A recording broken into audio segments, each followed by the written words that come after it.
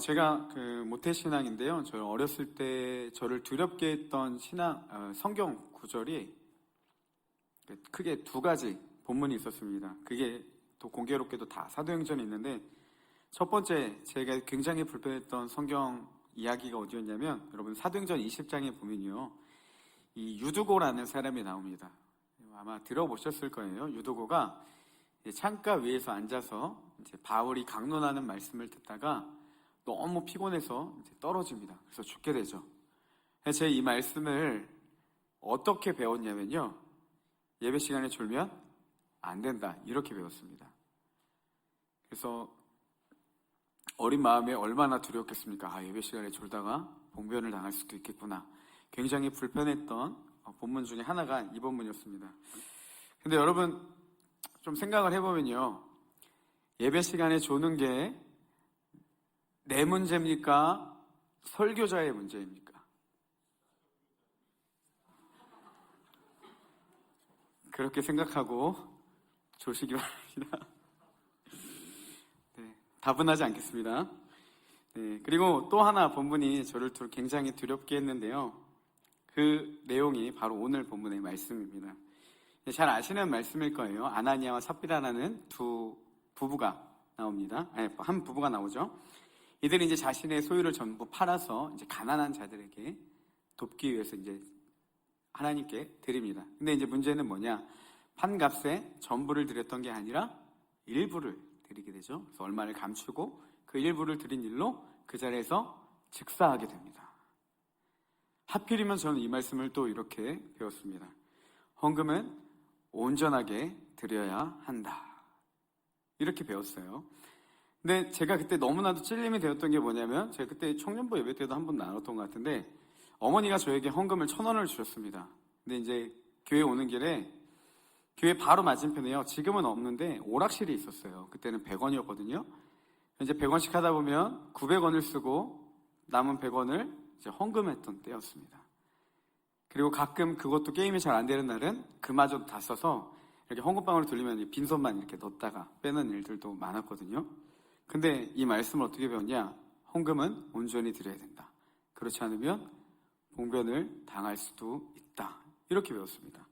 그러니까 이게 얼마나 제 마음 가운데 큰 불편함이 있었겠습니까? 그래서 오늘 말씀을 준비하면서 좀 그런 생각들이 들었습니다. 아마 제가 이 초대교회 당시에 태어났다라면 목숨을 부지하지 못했지 않았을까, 또 그런 생각도 들었습니다. 근데 지금 생각해보니까요, 아무리 생각해도 이해되지 않는 두 가지가 있어요. 첫 번째는 뭐냐? 여러분, 이 일이 그렇게 죽을 만큼 잘못된 일입니까? 자, 내가요, 밭을 팔았어요. 그게 얼마인지 모르겠지만 그 중에 일부는 내가 감추고 일부만 하나님께 드렸습니다. 이게 죽을 죄입니까? 여러분, 우리가 알고 있는 성경적 지식으로 이게 정말 죽을 죄에 해당할 만큼 큰 죄냐는 거죠. 저는 이게 좀 아무리 생각해도 이해가 되지 않았습니다. 하울링이 좀 나거든요. 여러분, 만약에요, 온전한 11조를 온전한 헌금을 하지 않아서 죽음을 당했다, 그러면 우리가 과연 하나님 앞에 온전한 헌금 생활을 할 수 있었던 사람, 그러니까 자신 있게 나는 하나님 앞에 온전한 헌금 생활을 했습니다, 이렇게 할 수 있는 사람이 몇 명이나 되겠습니까? 그렇죠? 저는 그게 좀 이해가 안 되더라고요. 그리고 또 한 가지, 여러분, 일부를 감춰서 일부를 드려서 죽었어요. 차라리 그럼 안 드리면 낫지 않았을까요? 그렇게 생각해 본 적 있으세요? 여러분, 팔아서 모든 것을 드리는 게 헌금이라면, 그리고 우리 신앙생활이 너무 부담되지 않겠습니까? 하나님 모든 걸 다 드려야 돼요. 모든 걸 다 원하세요. 모든 걸 내가 다 버려야 됩니다. 그러면 이 신앙생활이 너무 불편하고 부담되지 않겠습니까? 막 헌금, 뭐예요? 월급 받은 것만 다 드려야 되고, 첫 열매니 뭐니 해갖고 다 하나님께 드린다면, 그렇게 온전히 헌금 생활을 할 수 있는 게 진짜 하나님의 뜻인가? 차라리 그럴 거면 안 드렸으면 죽지라도 않았을 텐데 왜 괜히 어설프게 드려갖고 죽었나? 저는 좀 그런 생각이 많이 들었습니다. 그래서 오늘 말씀을 그럼 기록한 진짜 목적이 무엇인지, 하나님이 이 누가를 통해서 우리에게 어떠한 메시지를 주기를 원하시는지, 그리고 본문이 우리에게 진짜 주고 싶은 메시지가 무엇인지, 이거를 좀 나누려고 오늘 말씀을 준비했습니다. 누가가 이 사건을 기록한 중요한 목적이 있습니다. 첫 번째로 무엇이냐면 이 교회의 거룩함이라는 거예요. 여러분, 사도행전 이 앞절의 말씀인데 4장 33절부터 35절까지 말씀을 우리 한번 같이 보겠습니다. 함께 읽겠습니다. 사도들이 큰 권능으로 주 예수의 부활을 증언하니 우리가 큰 은혜를 받아 그 중에 가난한 사람이 없으니 이는 밭과 집 있는 자는 팔아 그 판 것을 값을 가져다가 사도들의 발 앞에 두매 그들이 각 사람의 필요를 따라 나누어 줌이라. 네, 어떤 일이 있었냐면 초대교회에 믿는 자들이 막 늘어나게 됐어요. 그리고 이들 가운데 공동체 안에서 놀라운 구제 활동이 일어납니다. 그러니까 남을 돕는 활동이 일어나기 시작해요. 34절에 보니까 어떻게 그 활동이 일어났냐? 그 중에 가난한 사람이 없었다라고 이야기를 합니다. 여러분, 그러니까 이 빈부의 격차가 많이 있지 않았겠습니까? 특별히 또 이 당시에 얼마나 어려운 사람들, 그리고 예수님을 만난 사람들의 특징이 뭐겠습니까? 잘 사는 사람들이 아니었다는 거예요. 근데 그들 가운데서 가난한 자가 없었다라는 겁니다. 그 정도로 활발한 구제 활동이 일어났죠. 뭐 지금으로서는 정말 있을 수 없는 그런 사랑의 운동이 그 당시에 있었던 겁니다. 그리고 이제 이 6절, 7절 마지막 4장의 마지막인 6절, 7절에는 이 바나바라는 사람이 등장합니다. 37절 말씀에 보니까요, 그가 밭이 있음에 팔아 그 값을 가지고 사도들의 발 앞에 두니라 이렇게 기록되어 있습니다.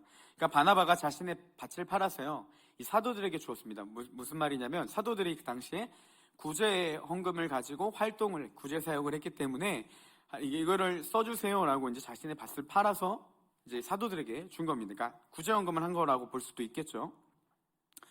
그리고 이 행위를 아마 본받았던 것 같아요. 바로 그 다음 5장 1절에 말씀에 보면 뭐라고 되어 있냐, 이 아나니아 삽비라가 자신들도 자신의 소유를 팔아 그 밭을 팔아서 자신의 소유의 일부를 하나님께 사도들에게 전해주는 그런 행위가 나타났다라는 거죠. 바나바와 아나니아와 이 차이점이 있다면 하나입니다. 바나바는 판 모든 것을 드렸고 아나니아는 일부를 감추고 일부만 하나님께 드렸다. 이 차이예요. 이 차이만 있습니다. 근데 어떻게 보면 별거 아닙니다. 여러분, 예를 들어서 여러분들이 이제 생각한 헌금이 있어요. 그게 매주 드리는 주정 헌금이 10,000원이에요. 근데 어떤 친구는 때로는 10,000원을 다 드리는 경우도 있고, 어떠다 보니까 5,000원만 드리는 경우가 있어요. 그래도 드리는 게 낫잖아요. 이 별로 어떻게 보면 크지 않는 그 행위인데, 성경이 어떻게 기록하고 있냐면요. 우리 3절 말씀을 같이 한번 보겠습니다. 이 행위를 성경은 어떻게 평가를 하는지 보겠습니다. 같이 한번 읽어볼게요. 시작. 베드로가 이르되 아나니아야 어찌하여 사단이 내 마음에 가득하여 내가 성령을 속이고 땅값 얼마를 감추었느냐. 자, 여러분, 이 일이 누구로부터 왔다고 이야기를 하고 있습니까? 빨간색으로 표시되어 있는데 사탄이 네 마음에 가득해서 이런 일을 행했다, 이렇게 기록하고 있는 겁니다. 가난한 자가 없었고요. 모든 활발한 구제 활동으로 인해서 아름다운 공동체가 세워진 게 이 초대교회의 모습이었습니다. 여러분, 자신의 모든 것을 드리면서 모든 것을 같이 공유하면서 함께 같이 나누던 공동체가 초대교회의 공동체였어요. 근데 왜 이 아나니아와 삽비라의 행위가 큰 일이 됐고 사단의 일이라고 하냐? 헌금의 액수를 이야기를 하는 게 아니라요, 아름답게 모든 것을 드려서 서로의 구제를 하며 하나님의 사랑을 나누는 공동체 가운데 자꾸 불순물이 들어온 거예요. 일부를 감추고 일부만 드리는, 그렇게 자꾸만 속이는 그런 일들이 나타나게 되었다는 겁니다. 그러니까 아름다운 초대교회 구제사역에 사단이 방해물을 집어넣기 시작했다는 겁니다. 이 사건이 바로 그런 의미로 봐야 됩니다. 아나니아의 삽비라의 마음에 들어가서 사단은 그들의 마음을 선동했고요, 초대교회의 아름다운 구제사역을 자꾸 물타게 하기 시작했습니다. 어쩌면 아무것도 아닌 일일 수도 있습니다. 하지만 하나님은 이 일을 철저하게 배척하셨고 사단이 그 구제활동에 침략하지 못하도록 그들을 즉사하는 그런 일들을 통해서 하나님은 이 교회의 거룩함을 지키기를 원하셨다라는 것입니다. 여러분, 하나님은 아마 그러셨을 겁니다. 아나니아와의 삽비라의 이 일이 묵인된다면요, 그를 따라서 똑같은 구제활동이 이루어졌을 겁니다. 자신의 일부를 드리고 속이면서 감추면서 그렇게 물타기 하듯이 또 겉으로만 보이듯이 그런 종교활동들이 있었을 거예요.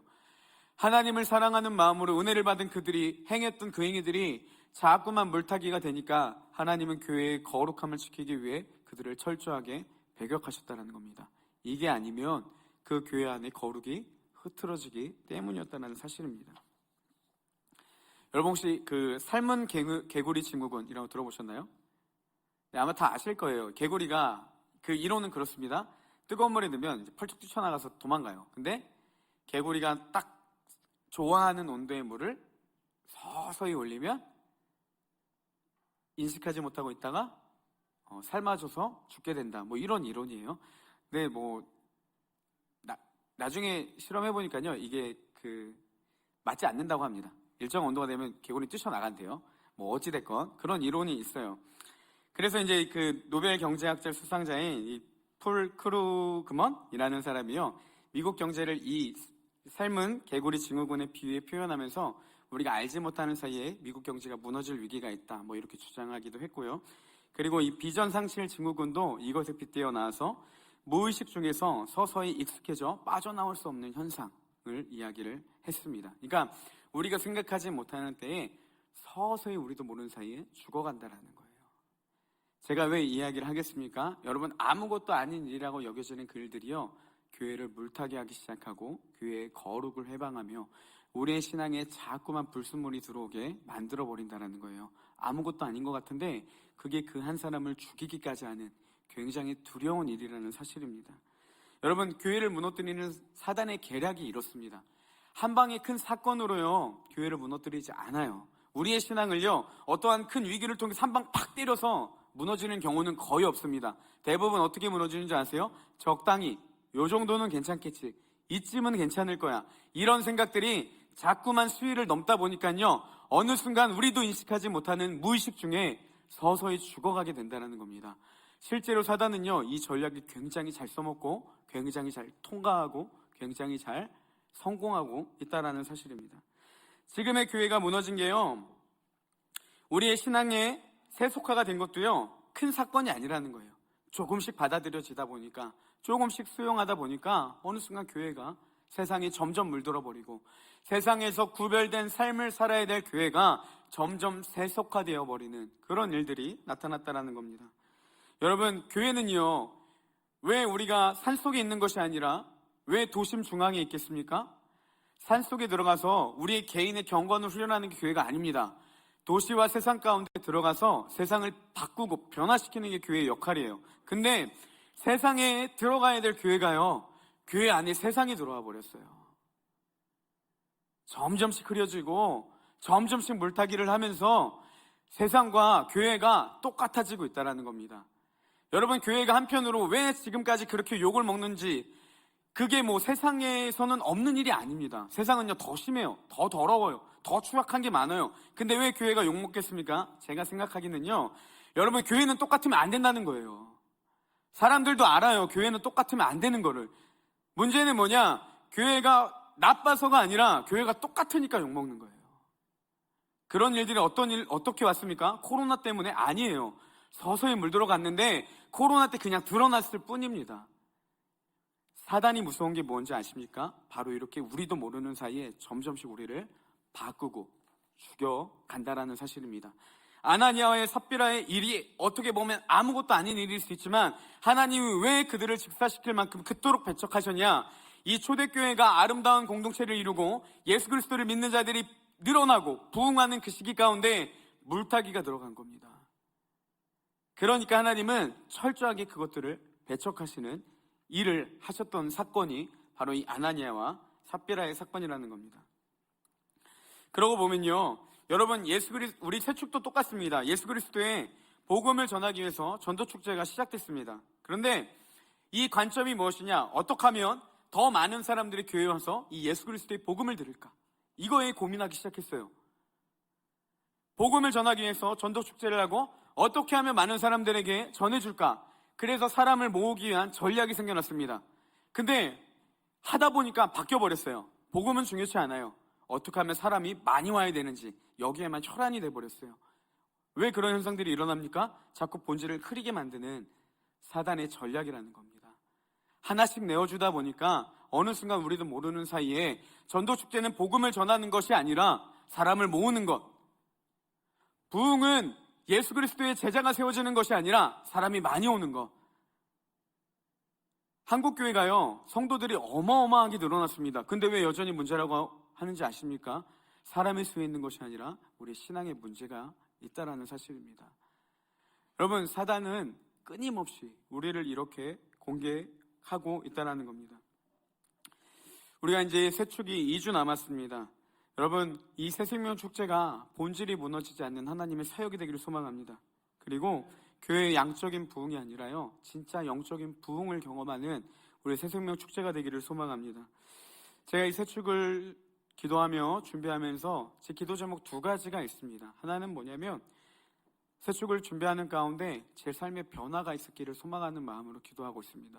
그래서 저도 내려놔야 될 것들, 저도 포기해야 될 것들, 하나님 앞에 변화를 꿈꾸는 것들을 기도 제목을 가지고 주님, 내가 새생명 축제를 준비하면서 내 삶을 변화시켜달라고 기도하고 있습니다. 또 한 가지는 뭐냐? 새생명 축제를 통해서 우리 청년부 안에 놀라운 변화가 있기를 기도하고 있습니다. 복음은 진짜다. 예수 그리스도를 만나야 삶의 변화고 새로운 생명을 누리게 된다는 것. 이것이 단순히 우리의 어떠한 성경적인 지식, 교회 안에서만 통용되는 말이 아니라 옆교회의 이야기가 아니라 진짜 하나님 그렇게 역사하시는구나. 하나님 진짜 살아계시구나. 그렇게 간증되어지는 새축이 되기를 소망하는 마음으로 기도하고 있습니다. 저는 이런 관점으로 우리 청년부도 이렇게 함께 나갔으면 좋겠습니다. 첫 번째, 새축을 준비하는 과정을 통해서요, 우리의 신앙의 변화를 꿈꾸며 나아가야 된다는 것이죠. 여러분, 본질이 뭐겠습니까? 예수 그리스도의 복음을 전달하는 것. 그러면 가장 중요한 게 뭐겠습니까? 내가 먼저 이 복음을 알아야 된다는 거예요.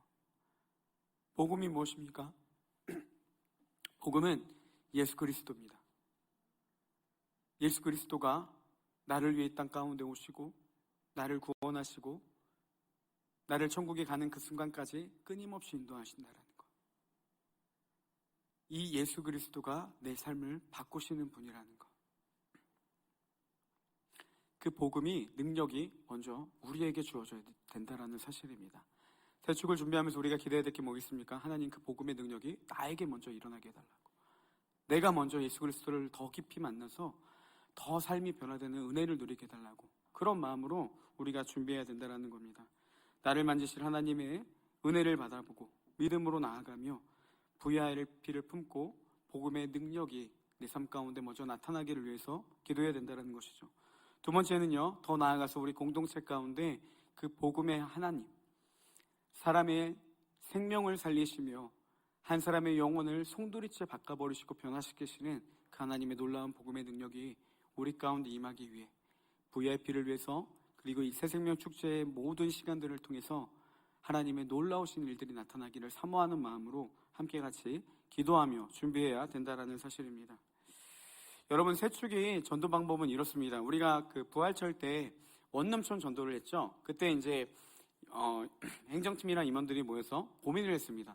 어떻게 하면 좋을까? 어떻게 하면 효과적인 전도를 할 수 있을까? 그렇게 하다가 음식물 쓰레기 봉투를 준비를 하기로 했어요.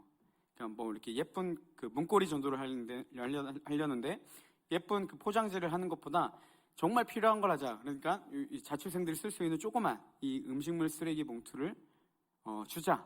그리고 거기에 이제 생필품 같은 것들을 담아서 주자. 이렇게 이야기를 했습니다. 그래서 뭐 부활란도 담고 여러 가지 생필품들을 담아서 자취생들이 정말 필요한 물품들을 담아서 줬습니다. 여러분, 대충 그냥 휴지랑 뭐 물티슈 꽂아서 줄 수도 있겠지만 왜 우리가 그렇게 했겠습니까? 보다 효과적인 전도를 위해서. 새축도 그런 의미로 볼 수 있습니다. 새축은요, 어떤 의미가 있냐면, 여러분, 개개인이 복음 전도하고 예수 그리스도를 증거하는 데는 솔직히 어려움이 있습니다. 그렇죠? 여러분, 새로운 사람 만났어요. 아니면 내 친구에게 야, 복음은 이거야 라고 자신 있게 얘기할 수 있습니까? 가능하세요? 솔직히 쉽지 않죠. 네, 솔직히 쉽지 않습니다. 그래서 우리 이 새생명 축제의 전도 방법이 무엇입니까? VIP를 품고 하나님 앞에 기도하는 겁니다. 그리고 그들을 이 자리에 데리고 오는 거예요. 자, 그러면 목회자의 역할은 뭐겠습니까? 오신 분들에게 예수 그리스도를 전하는 겁니다. 이해되시죠? 여러분들은 복음을 듣기 위한 사람들을 함께 같이 데리고 오고, 목회자는 이곳에서 복음을 선포하는 겁니다. 그래서 예수 그리스도를 증거하는 효과적인 전도 방법이 새생명 축제. 전도 방법이라는 거예요.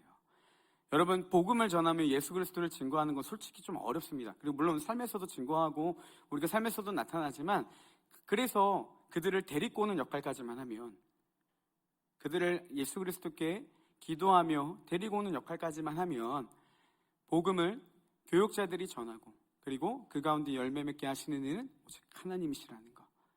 그래서 효과적인 복음 사역을 위해서 개발되고 나타난 방법이 바로 이 새생명 축제라는 겁니다. 그러면 우리가 해야 될 일이 뭐가 있겠습니까? 새로운 생명들을 품고 기도하며 그들이 복음을 들을 수 있도록 이곳 가운데 초청하는 게 우리 청년들의 역할이고, 교육자들의 역할은 그들에게 최선을 다해 예수 그리스도를 전하는 것, 그리고 그 위에 하나님의 은혜가 임해서 우리가 함께 그 복음이신 예수 그리스도를 알지 못하는 자들에게 깨닫게 하는 하나님의 능력이 나타나도록 함께 기도하는 것, 이것이 새생명 축제의 본질이라는 것입니다. 초대교회 은혜 받은 성도들은요, 자원하는 마음으로 자신의 물건을 통용하고 함께 같이 나눴습니다. 많은 이들이 구제사역에 참여했던 그때에 교회 가운데는 가난한 자들이 더 이상 없는 놀라운 기적이 일어났습니다. 여러분, 우리 역시 하나님의 놀라운 은혜를 경험하고 새생명 축제의 VIP를 품고 하나님의 역사를 기대하는 마음으로 기도하며 나아갈 때 우리 공동체에 주님의 놀라운 기적이 일어날 것이라는 사실입니다. 아나니아와 삽비라처럼 교회의 거룩을 흐리는 자들이 아니라 은혜 받은 자들이 자원하는 마음으로 교회의 사역에 동참했던 놀라운 초대교회의 모습과 같이 우리도 자원하는 마음으로 함께 같이 이 사역에 감당하며 또 놀라운 초대교회의 모습, 믿는 자들을 더하게 하시는 하나님의 귀한 축복이 우리 청년부 안에도 충만하기를 주님의 이름으로 축복합니다. 그러면 이제 교회가 거룩함을 유지할 수 있는 비결을 좀 살펴보려고 합니다. 우리 33절 말씀인데요. 사도행전 4장 33절입니다. 제가 좀 뛰어넘었어요. 우리 같이 한번 읽어보겠습니다. 읽겠습니다. 시작.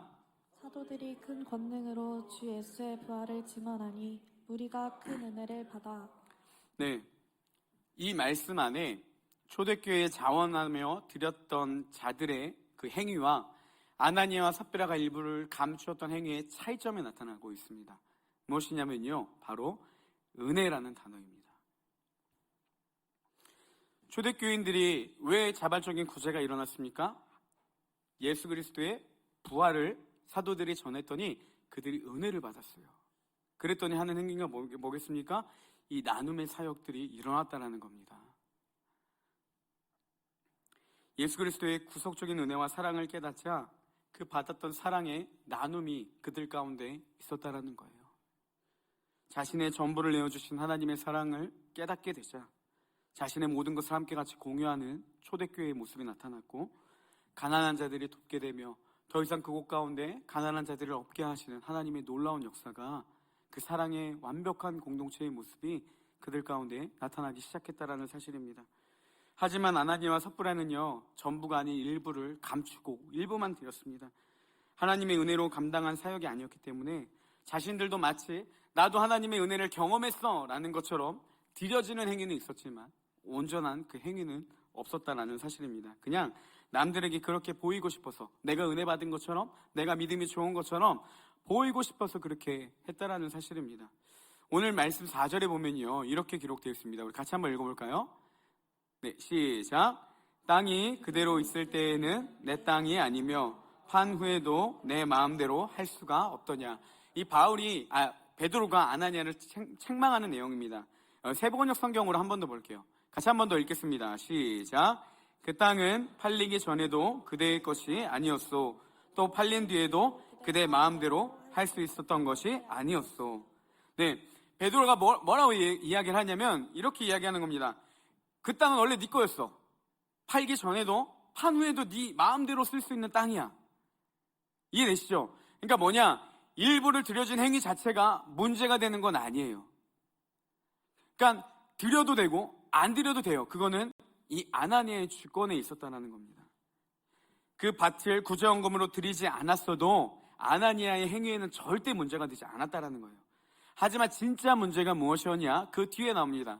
제가 세번역 성경으로 준비했는데 한 번만 더 같이 읽어보겠습니다. 시작. 그 땅은 팔리기 전에도 그대의 것이 아니었소. 또 팔린 뒤에도 그대 마음대로 할 수 있었던 것이 아니었소. 그런데 어찌하여 이런 일을 할 마음을 먹었소? 그대는 사람을 속인 것이 아니라 하나님을 속인 것이요. 이 아나니아의 문제가 여기 있습니다. 무엇이 문제입니까? 다 네 거였는데 왜 어찌하여 이런 일을 할 마음을 먹었냐는 거예요. 그게 뭐겠습니까? 일부를 감추고 마치 모든 것들을 다 드린 것처럼 하는 행위. 하나님의 은혜를 받은 것처럼 내가 뭔가 교회 안에서 뭔가 좀 믿음 좋은 사람처럼 보이려고 하나님을 속이고 사람을 속이면서 그렇게 종교적인 행위를 했다라는 겁니다. 아나니아는 사람을 속인 것이 아니라 하나님을 속인 행위다. 이렇게 성경은 기록하고 있습니다. 아나니아의 이 행동은요, 철저하게 미리 준비되고 계획적으로 나타났던 행위였습니다. 그의 내면에는 무엇이 있었겠습니까? 자신들이 믿음 좋은 사람, 헌신하는 사람으로 보여주고 싶었고 그렇게 보이길 원하는 욕망이 컸다라는 거예요. 즉 이들은요, 인간의 칭찬이, 그러니까 자신들이 받는 인간 사람들로부터 받는 칭찬이 하나님께 신실한 모습으로 나아가는 것보다 더 중요하고 소중했습니다. 이게요, 하나님의 은혜를 알지 못하는 자들의 헌신의 모습입니다. 하나님의 은혜가 없는 사역과 헌신은요, 우리를 사람을 보게 만들어요. 하나님이 아니라 사람에게만 집중하고 주목하게 만든다는 사실입니다. 하나님의 영광이 목적이 되는 것이 아니라 자신의 욕망을 채우는데, 인정받는 데 욕망을 두고요, 하나님보다 사람을 더 주목하게 한다는 겁니다. 여러분, 신앙생활에는요, 반드시 필요한 게 있습니다. 무엇이냐면 은혜예요. 이 은혜를 알아야 됩니다. 기독교와 타종교의 가장 큰 차이가 있다면 바로 이 은혜에 대한 부분입니다. 여러분, 샤머니즘 신앙도 그렇고 대부분의 종교는 이 구원받기 위해 내가 무언가를 행해야 됩니다. 그죠? 종교적인 행위를 왜 합니까? 구원받기 위해, 무언가 축복받기 위해, 무언가를 좀 얻기 위해. 심지어 그리스 로마 신화에도 보면 어떻게 되겠습니까? 사람들이요, 그 신들의 마음을 알랑알랑 하면서 신들의 마음을 돌이켜서 그 신들을 이용하는 약간 좀 그런 모습들도 많이 보여주기까지 합니다. 그러니까 이들의 모든 종교적인 행위는 어디 있겠습니까? 신들의 마음을 돌이키고 내가 그 안에서 축복을 받기 위해 종교적인 행위를 한다는 거예요. 근데 기독교의 가장 큰 차이는 무엇입니까? 여러분, 우리가 우리가 지금도 이렇게 예배하고 하나님의 모든 사역을 감당하는 게 구원을 받기 위함입니까? 아니면 받았기 때문입니까? 가장 큰 차이가 여기 있다는 거예요. 우리는요, 예수 그리스도의 구원을 알기 때문에, 은혜를 받았기 때문에 헌신으로 나아간다는 겁니다. 우리의 종교적인 행위의 근본이 어디로부터 오는 겁니까? 예수 그리스도의 은혜로부터 온다는 거예요. 우리는 구원받기 위해 가는 종교가 아니라요, 받았기 때문에 하나님 앞에 드려지는 종교가 이 기독교입니다. 교회에서 봉사와 헌신하는 이유도 이와 같습니다. 축복받기 위한 목적이 아니라요, 자꾸만 축복하면서 변질되어 버렸지만 축복받기 위한 목적이 아니라 하나님의 은혜가 이미 우리 가운데 있기 때문에 그네에 대한 감사의 표현으로 나아가는 것이 헌신과 수고라는 겁니다. 봉사예요.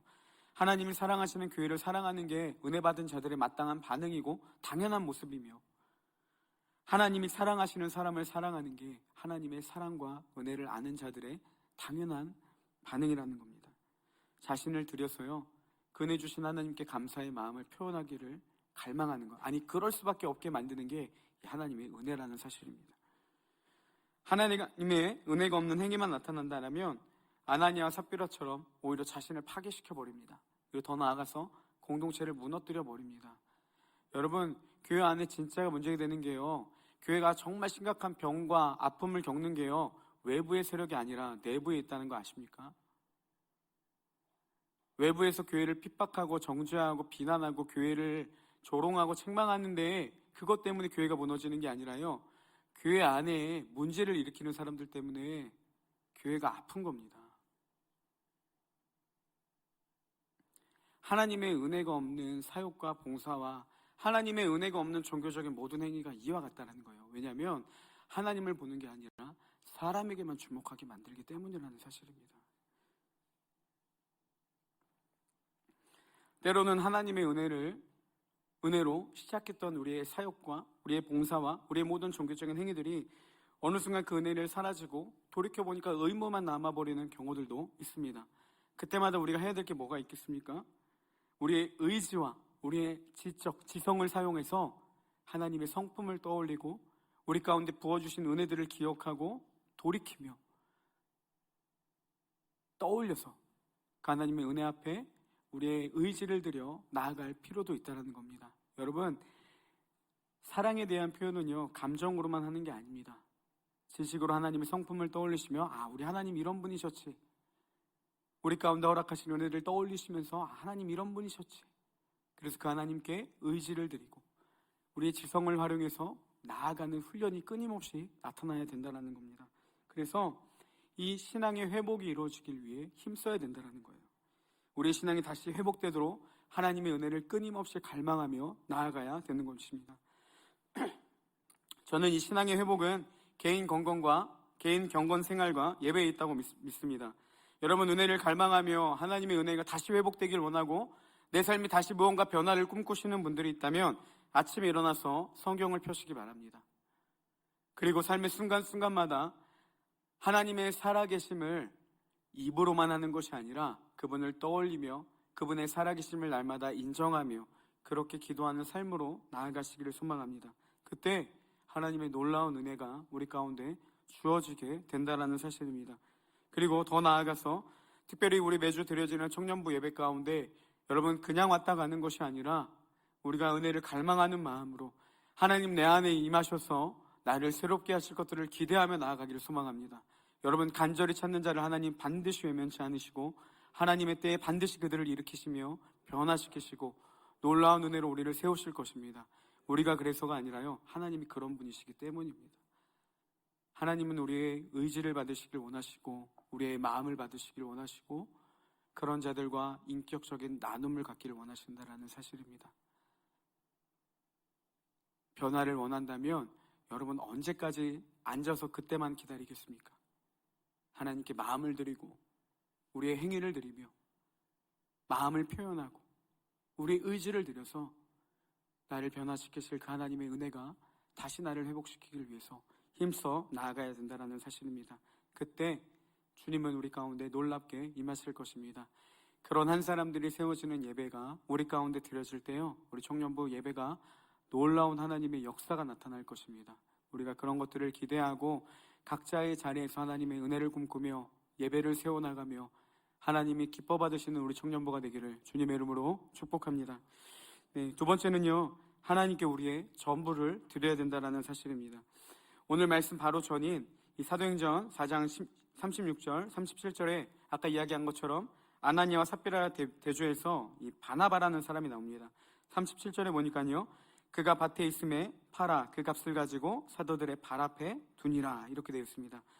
바나바는 밭을 팔아서 구제 사역을 하나님께 드렸습니다. 5장 1절에도 보니까요, 아나니아라는 사람은 그의 아내 삽비라와 더불어 소유를 팔아, 똑같은 표현을 하고 있는데 이들의 문제는 뭐였습니까? 일부는 감추었다라는 거예요. 둘 다 얼핏 보기에는요, 전부를 드린 것 같지만 원어적으로 보면 그 의미가 완전 다릅니다. 먼저 바나바가 드린 이 밭이라는 단어는요, 아그로스라는 헬라어를 쓰고 있는데 큰 규모의 밭을 나타내는 표현입니다. 그리고 반면에 아나니아가 판 이 제사는 코리온이라는 헬라어를 쓰고 있는데요, 작은 규모의 땅을 나타내는 단어입니다. 그러니까 규모 자체도 달랐어요. 그리고 그걸 드렸는데 그나마도 아까워서 계속해서 감추다 보니까 그 일부만 하나님께 드린 겁니다. 여러분, 하나님은요, 우리의 삶의 일부가 아니라 전부를 받으시길 원하십니다.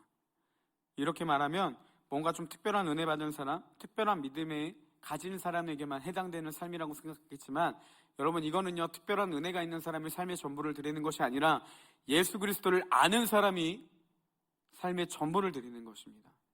그리스도인이 누구겠습니까? 예수님을 마음에 영접한 사람들의 삶이 뭐겠습니까? 갈라디아서 2장 20절에 이 고백을 할 수 있는 사람이 진짜 예수님을 믿는 사람입니다. 우리 한 목소리로 같이 한번 읽어보겠습니다. 시작. 내가 그리스도와 함께 십자가에 못 박혔나니 그러는 이제는 내가 사는 것이 아니요 오직 내 안에 그리스도께서 사시는 것이라. 이제 내가 육체 가운데 사는 것은 사랑하사 나를 위하여 자기 자신을 버리신 하나님의 아들을 믿는 믿음 안에서 사는 것이라. 네, 여러분 말씀을 가만히 보세요.